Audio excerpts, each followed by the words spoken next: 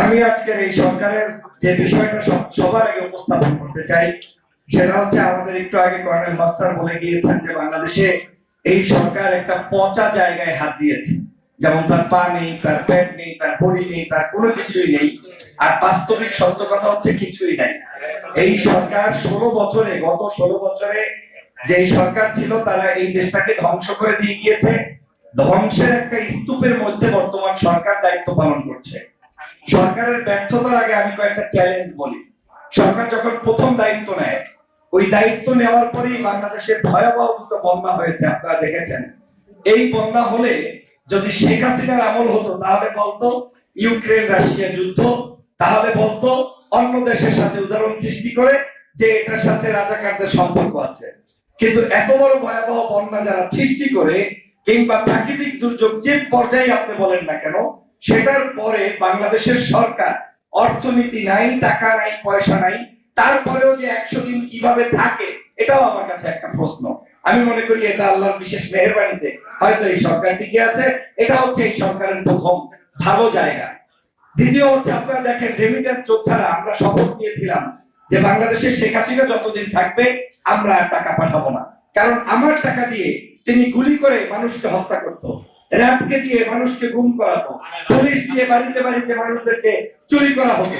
সেই জায়গা থেকে আমরা যখন রেমিটেন্স যোদ্ধারা সিদ্ধান্ত নিয়ে রেমিটেন্স স্টপ করেছিলাম, এই সরকার আসার পরে সারা পৃথিবীর বাংলা ভাষাভাষী মানুষরা আবার টাকা পাঠানো শুরু করলো। আপনারা শুনলে খুশি হবেন যে গত কয়েকদিন আগের যে রেমিটেন্স এসেছে সেটা বিগত অনেক বছরের তুলনায় এই সরকারের উপরে বিশ্বাস রেখে বাংলা ভাষাভাষীরা দিয়েছে, সেটা কিন্তু এই সরকার একটা সফলতা। সবচেয়ে বড় জায়গাটা আপনি জানেন যে ঋণ রেখে গিয়েছে শেখ হাসিনা, এই ঋণের টাকা আমাকে পরিশোধ করতে হবে।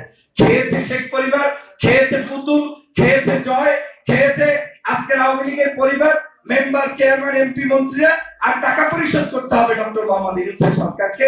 এই হচ্ছে বাংলাদেশ, এবং এটা পরিশোধ না করলে উপায় নাই, কারণ ইন্টারন্যাশনাল কমিটমেন্ট যখন হয় সেই কমিটমেন্ট গুলোতে আপনাকে ফুলফিল করতে হবে, না হয় রাষ্ট্রের উপরে এটার একটা দায়ভার চাপে ভবিষ্যতে আমাদেরকে কেউ রাষ্ট্র করবে না, ঋণও দিবে না, লোনও দিবে না। সো লোন পরিশোধ করতে গিয়ে আজকের এই সরকারকে কিন্তু হিমশিম খেতে হচ্ছে।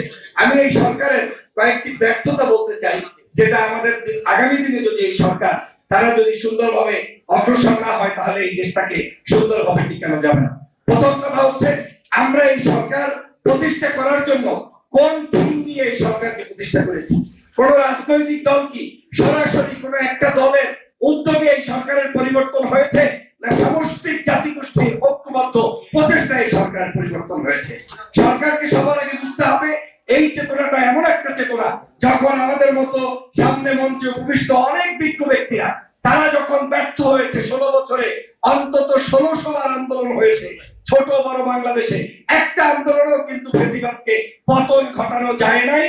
যখন সাধারণ শিক্ষার্থীরা আন্দোলন করে জীবন দিয়েছে, আবু সাইদের মতো মানুষরা বুক পেতে দিয়েছে, তখনই বাংলাদেশ স্বাধীন হয়েছে। এখন এই স্বাধীনতার কথা জ্বললে অনেকের গা জ্বলে, বলে এটা আবার কেমন স্বাধীনতা? হ্যাঁ, এটাই স্বাধীনতা, যেই স্বাধীনতার কারণে আমি 6 বছর বিদেশে শেখ হাসিনার মামলা হলিয়া তারপরে এগুলোকে মানে প্রোটেক্ট করে বিদেশে থাকতে হয়েছে, দেশে আসতে পারি নাই। আর আজকে স্বাধীনতার কারণে আমরা কিন্তু এখন সেমিনার হলে কথা বলছি, this is name call freedom. আজকে সেই স্বাধীনতা বাংলাদেশে হয়েছে। আমি এজন্য প্রথমেই কৃতজ্ঞতা জানাই আমাদের শহীদদের প্রতি, আল্লাহ তাদের জান্নাত নসিব করুক, শাহাদাতের মর্যাদা দান করুক। যারা আহত হয়েছেন তাদেরকে সুস্থতার জন্য আমাদের কাজ করতে হবে। আমি যে কথাটা বলতে চাই যে আজকের এই বাংলাদেশে একটি গোষ্ঠী এই দেশটাকে ব্যর্থ করার জন্য চেষ্টা চালিয়ে যাচ্ছে। এই গোষ্ঠীটা আসলে আপনার মাঝে লুকায়িত, এখানে বসা আছি, এর মধ্যেও আপনি চাইলে একজন দুইজন পাবেন মনে মনে চিন্তা করে যে বাংলাদেশ ভালো চলুক, কিন্তু বিপ্লবী চেতনা তার মধ্যে নাই। আজকের এই বাংলাদেশটা যারা শহীদ হয়ে গিয়েছে তাদের চিন্তা হচ্ছে ক্ষমতা নয়, টেন্ডার নয়, চাঁদাবাজি নয়, ধর্ষণ নয়, হত্যা নয়, তারা চায় মাতৃভূমি এমন একটা দেশ চায় যেই দেশে সকল মানুষ ইকুয়ালিটির ভিত্তিতে ধর্ম, কর্ম, সমাজ ব্যবস্থা, হিন্দু, মুসলমান, বৌদ্ধ, খ্রিস্টান সবাই স্বাধীনভাবে থাকবে। সেই রকম একটা দেশ কিন্তু এই শিক্ষার্থীরা চেয়েছে। অতএব সেই দেশ যদি প্রতিষ্ঠা করতে হয় তাহলে আমাদের মধ্যে অন্যতম একটি উপাদান তৈরি করতে হবে, সেটা হচ্ছে আমাদের মধ্যে এই দলীয় রাজনীতির খেলার ভিতরে পড়ে যাতে রাষ্ট্র সংস্কার বন্ধ না হয়। আমাদেরকে সংস্কার করতে হবে, সাংবিধানিক সংস্কার, রাষ্ট্রীয় কাঠামোর সংস্কার, নির্বাচন কমিশনের সংস্কার, বর্তমান শিক্ষার্থীরা যেই ধরনের কার্যক্রম নিয়ে মাঠে আন্দোলন করে দেশকে স্বাধীন করেছে সেই সংস্কার করতে হবে। তাতে লাগবে একটু হৃদয়টা বড়, ভয় পেলে চলবে না। এই দেশে যারা রাজনীতি করে, বিএনপি, জামাত, চরমনাই, হেফাজত, অন্যান্য ডান বাম, এরাই আগামীতে সম্মিলিত উদ্যোগে হোক, পার্সোনাল জায়গা থেকে হোক, ক্ষমতায় তারাই আসবে। কিন্তু তাদেরকে যেটা করতে হবে, বাংলাদেশের এই শিক্ষার্থীদেরকে ভয় না পেয়ে শিক্ষার্থী বান্ধব, সাধারণ জনতার বান্ধব সাংবিধানিক সংস্কার এবং রাষ্ট্রীয় কাঠামো